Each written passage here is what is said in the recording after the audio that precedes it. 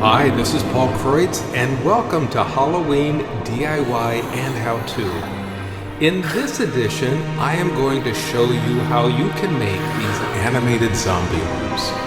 This versatile prop can be used in a variety of settings, and although it's motorized, it does not have the typical stiff mechanical movement. How is it done? Well, I'm going to show you how. So let's get started.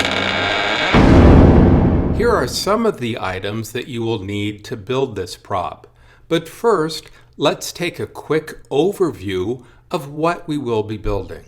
We will be taking a piece of PVC pipe and place a hand on one end.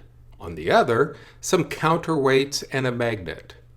We will establish a pivot point on the pipe, which will allow it to move freely and easily.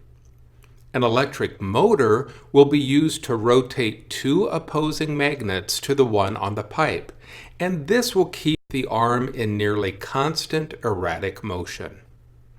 The first thing you will need is a spooky hand, like this plastic one, or like this styrofoam hand complete with forearm, or this pair of plastic hands that comes with shirt sleeves.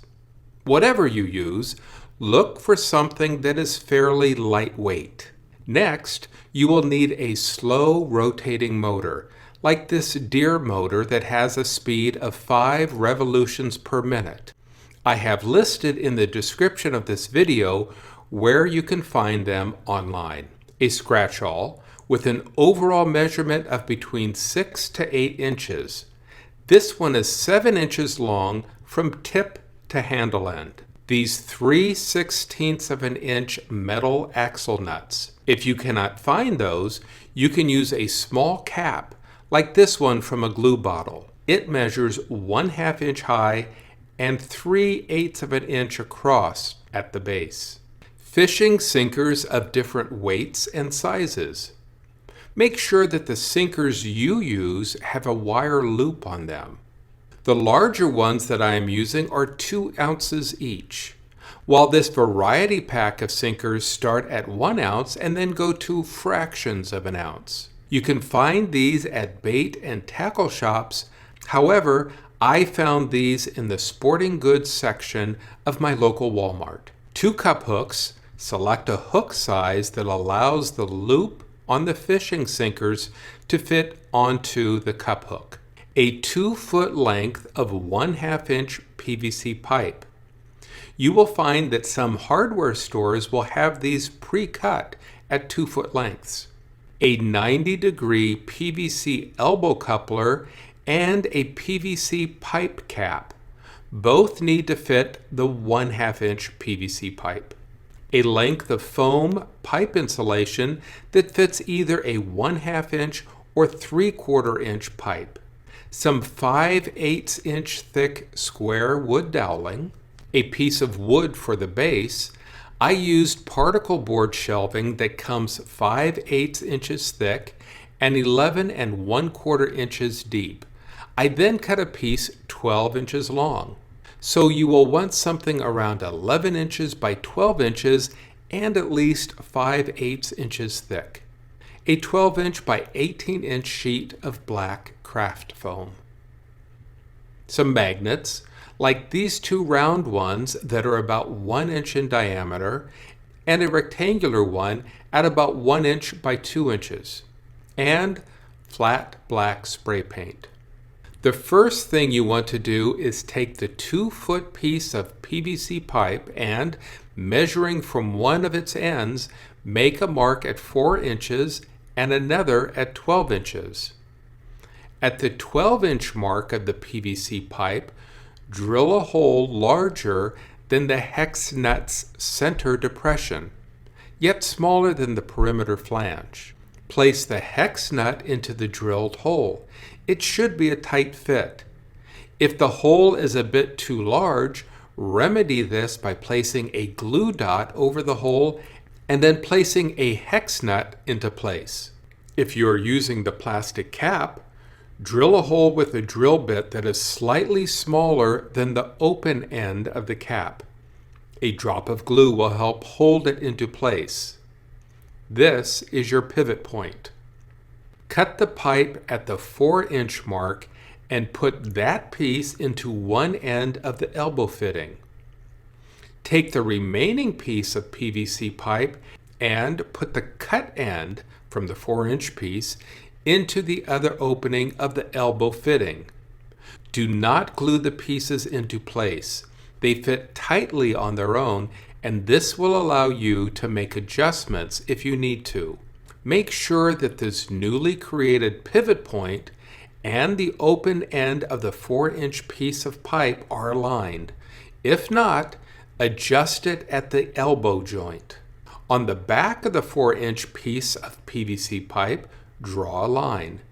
Then measuring from the end, make a mark at 1 1/2 inches and 3 inches.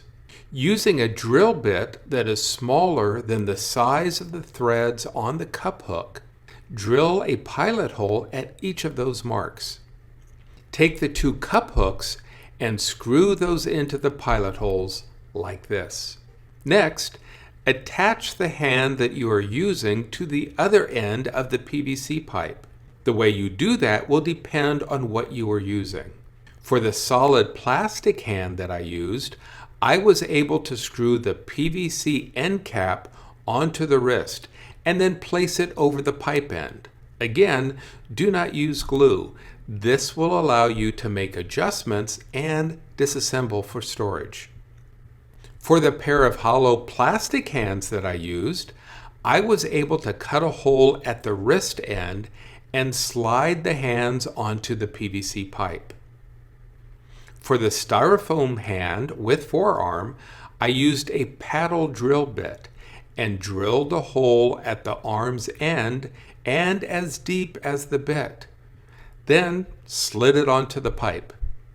If your zombie hand does not have an arm, you can create one by using some of the pipe insulation placed over the PVC pipe and then wrapping it with fabric, or use the cuffed sleeve of an old shirt.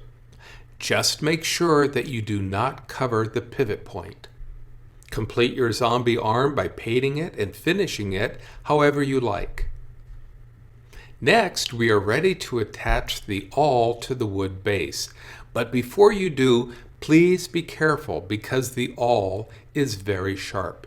The awl that I used has a wood handle and came with a flat end and a pre-existing hole at the end. Look for something similar. Mark center on the 12-inch edge of the wood base and place the awl's base at that mark and flush with the wood base's edge.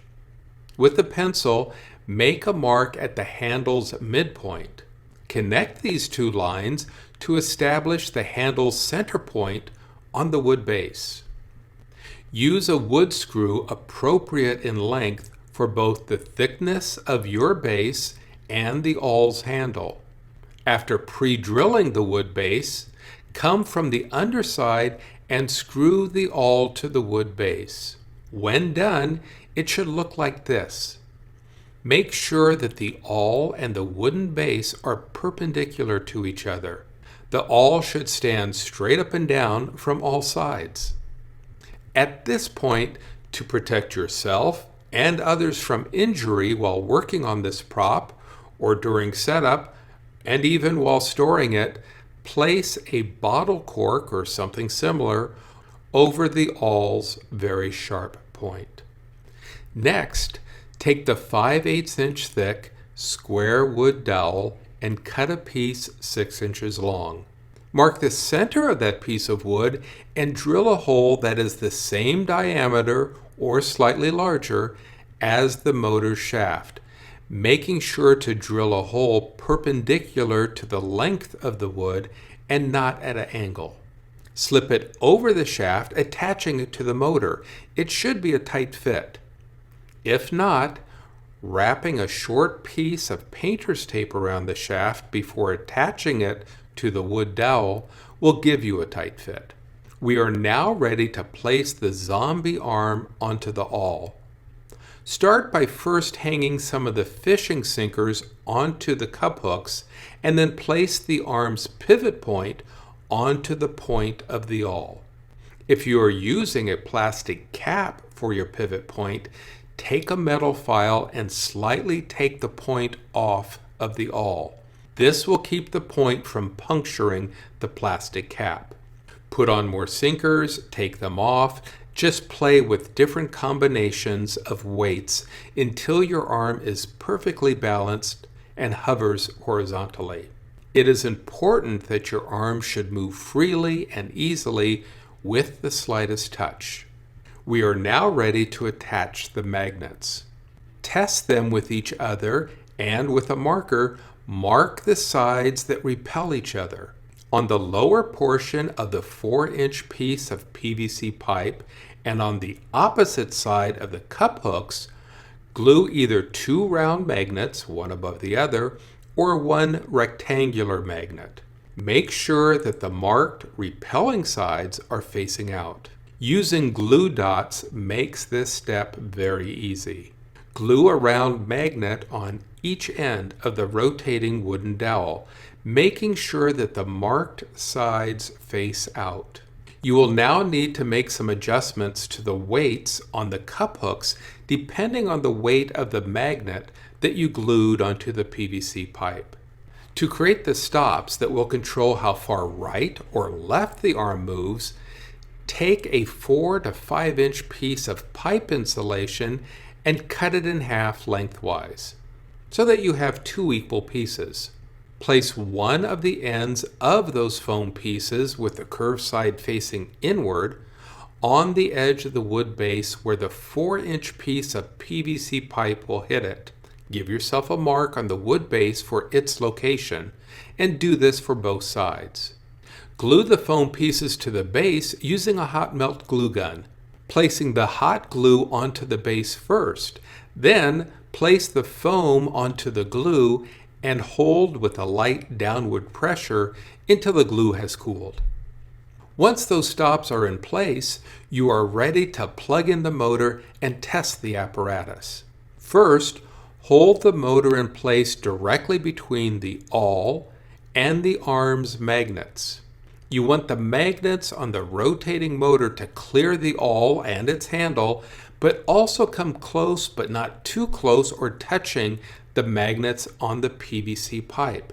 Depending on the size of the awl's handle and the thickness of the magnets that you use, you might have to adjust the length of the dowel by either cutting an equal amount off of each end or by replacing it with a shorter piece.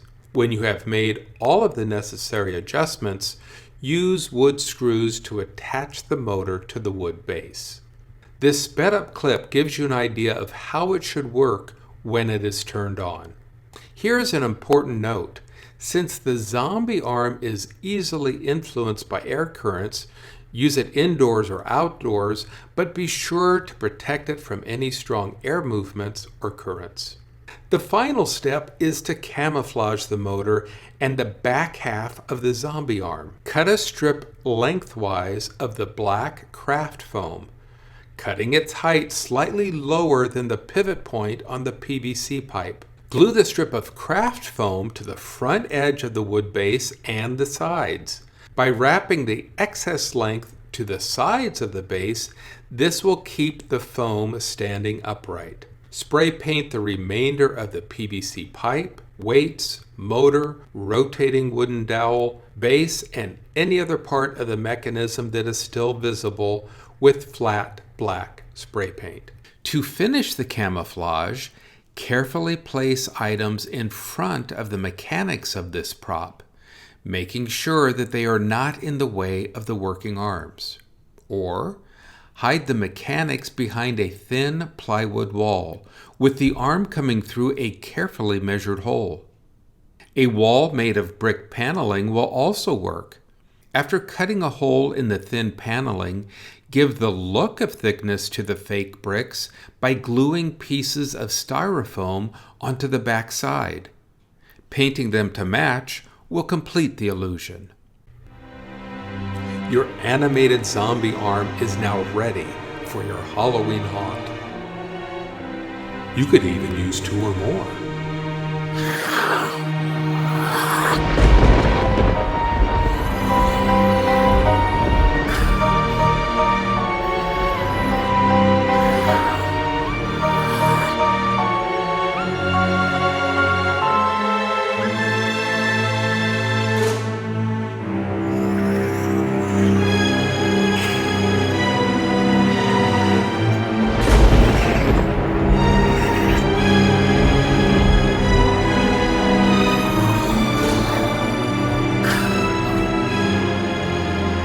Happy Halloween!